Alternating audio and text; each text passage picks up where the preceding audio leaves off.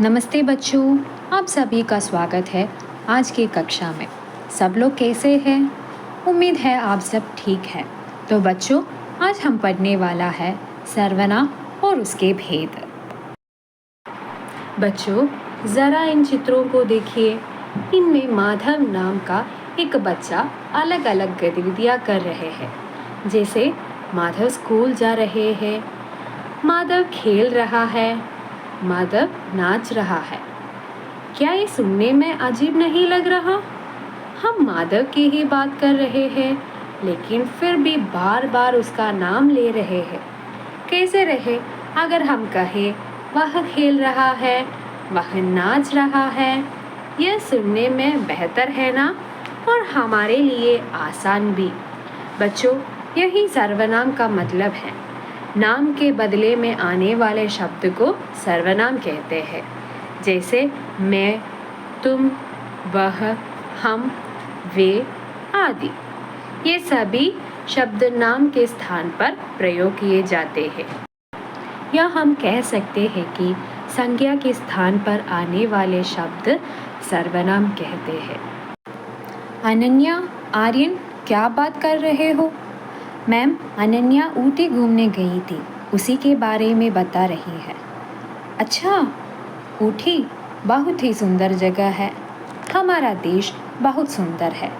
चलो, आज इसकी सुंदरता के बारे में ही बताती हूँ।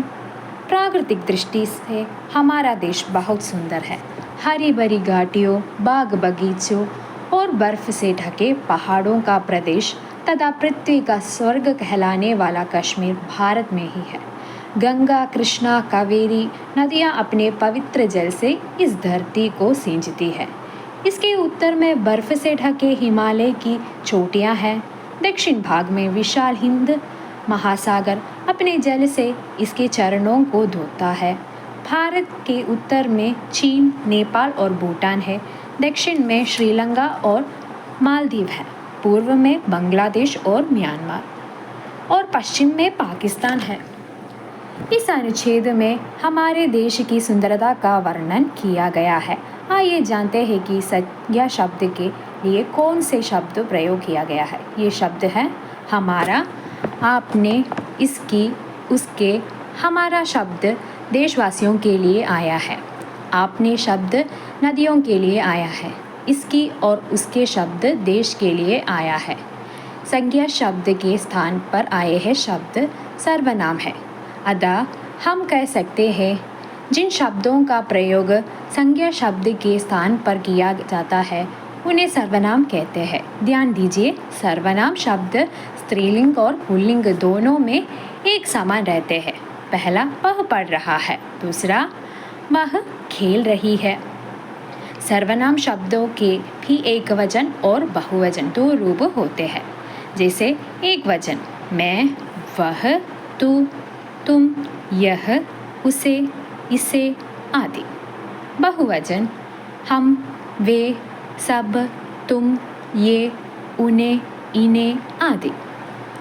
सर्वनाम के भेद। सर्वनाम के 6 भेद होते हैं। पहला पुरुषवाचक सर्वनाम, दूसरा निश्चयवाचक सर्वनाम, तीसरा अनिश्चयवाचक सर्वनाम, चौथा प्रश्नवाचक सर्वनाम, पांचवा संबंधवाचक सर्वनाम और छठा निजवाचक सर्वनाम। पुरुषवाचक सर्वनाम, मैं खेलने जा रहा हूँ। तुम कल क्यों नहीं आए? वह अच्छा तैराक है। दिए गए वाक्यों में मैं बोलने वाले, तुम सुनने वाले और वह शब्द अन्य व्यक्ति के लिए प्रयोग हुआ है। ये ही पुरुषवाचक सर्वनाम है। अतः हम कह सकते हैं जिन सर्वनाम शब्दों का प्रयोग बोलने वाला अपने लिए, सुनने वाले के लिए और तीसरे व्यक्ति अन्य व्यक्ति के लिए करता है उन्हें पुरुषवाचक सर्वनाम कहते हैं। जैसे मैं, तुम, वह आदि। पुरुषवाचक सर्वनाम के भेद। पुरुषवाचक सर्वनाम के 3 प्रकार के होते हैं। उत्तम पुरुषवाचक सर्वनाम जिन्हें बोलने वाला स्वयं के लिए प्रयोग करते हैं, जैसे मैं, मेरा, मुझे आदि। मध्यम पुरुषवाचक सर्वनाम जिन्हें बोलने वाला सुनने वाले के लिए प्रयोग करते हैं, जैसे तू, तुम, तेरा, आपका आदि। अन्य पुरुषवाचक सर्वनाम जिन्हें बोलने वाला अन्य व्यक्ति के लिए प्रयोग करता है, जैसे वह, उसे, उन्हें आदि। निश्चयवाचक सर्वनाम यह किसकी पुस्तक है? वह मेरी माँ है। दिए गए वाक्यों में यह और वह सर्वनाम एक निश्चित पुस्तक और निश्चित व्यक्ति माँ की ओर संकेत कर रहे हैं। जो सर्वनाम शब्द की किसी निश्चित वस्तु या प्राणी की ओर संकेत करता है वे निश्चयवाचक सर्वनाम कहलाते हैं, जैसे वही, ये, वे, इसी, उसी आदि। अनिश्चयवाचक सर्वनाम आपको कोई बाहर बुला रहा है। मेरी आंखों में कुछ गिर गया है। दिए गए वाक्यों में कोई और कुछ सर्वनाम जिस व्यक्ति अथवा वस्तु की ओर संकेत कर रहे हैं उन्हें विषय में यह निश्चित नहीं है कि वे कौन है। किसी अनिश्चय वस्तु या प्राणी के लिए प्रयोग किए जाने वाले सर्वनाम अनिश्चयवाचक सर्वनाम कहलाते हैं, जैसे कोई, कुछ, किसी आदि। प्रश्नवाचक सर्वनाम तुम कौन है और यहाँ क्या कर रहे हो? तुम किससे मिलने चाहती हो? दिए गए वाक्यों में कौन, क्या तथा किससे सर्वनाम प्रश्न पूछने के लिए प्रयोग हुआ है। प्रश्न पूछने के लिए प्रयोग किए जाने वाले सर्वनाम प्रश्नवाचक सर्वनाम कहलाते हैं, जैसे कौन, किससे, क्या, किसका, किसे आदि। संबंधवाचक सर्वनाम जिसने गमला तोड़ा है उसे सजा मिलेगी।